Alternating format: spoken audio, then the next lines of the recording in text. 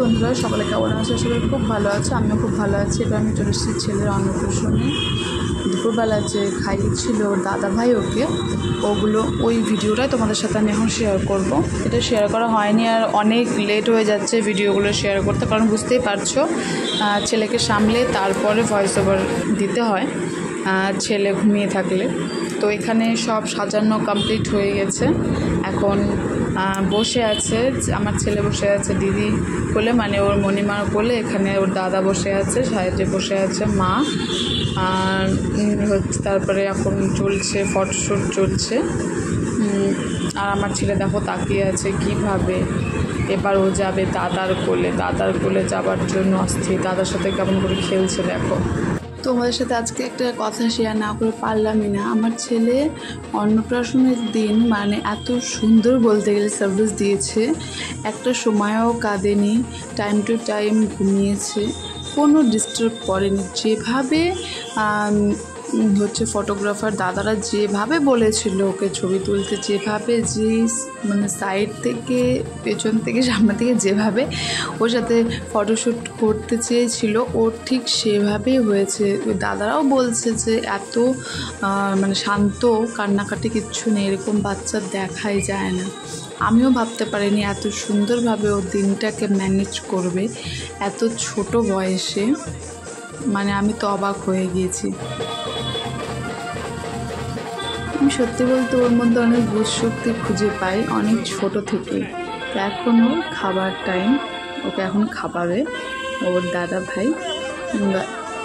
আমাদের মধ্যে বংশের যে হয়, মানে বংশের দাদা, বংশের কাকাই, এরাই খাওয়ায়।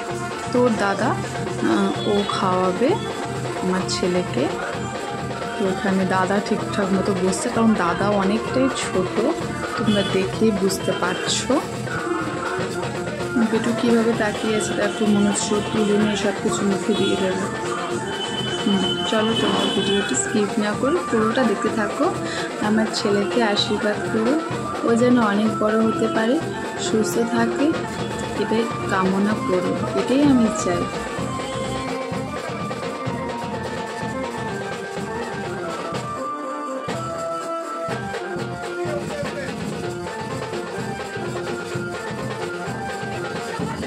খাবারের দিকে পুরো তাকিয়ে আছে, ভাবছে কখন যে আমি খাবো, কখন যে খাবো। এরা তো ফটো তোলা নিয়ে ব্যস্ত, আমাকে খেতে টেতে কিছুই দিচ্ছে না। ছেলে ভেবে ভেবে অস্থির হয়ে যাচ্ছে, আবার তাকিয়েও আছে। এই টাইমটা আমি ছিলাম না ওর সামনে, কারণ তখন মা বাবাকে দেখতে হয় না, ছেলে খাওয়া এটাই নিয়ম।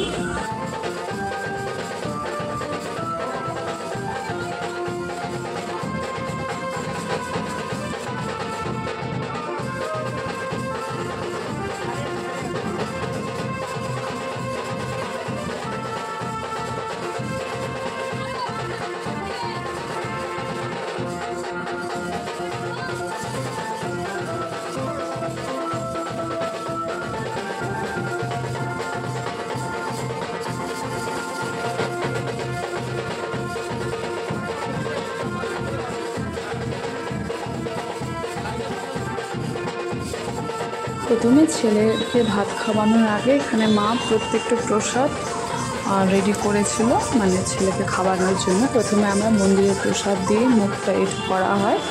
ও যেহেতু আজ প্রথম খাবে, তাই জন্য প্রথমে মন্দিরের প্রসাদ দিয়ে মুখটা এঁঠো করা হয়। প্রত্যেকটা ঠাকুরের প্রসাদ আছে এখানে।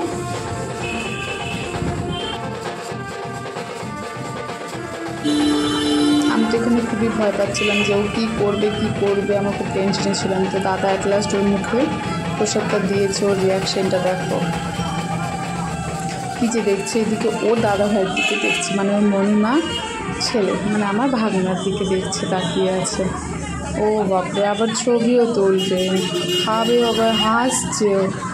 ওহো, ভাত খাওয়ার টাইমে তো আমি ছিলাম না, তো তাই এখন ভিডিওগুলো দেখি আর ভাবি এই তো হলো সেদিন, এই নাকি আবার ভাত খাচ্ছে হাসতে হাসতে, কোনো কান্নাকাটি নেই।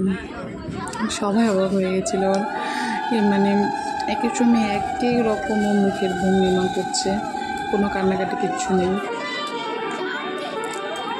ছবি তোলার পোজ দেখেছে, সেই পোজ দিচ্ছে।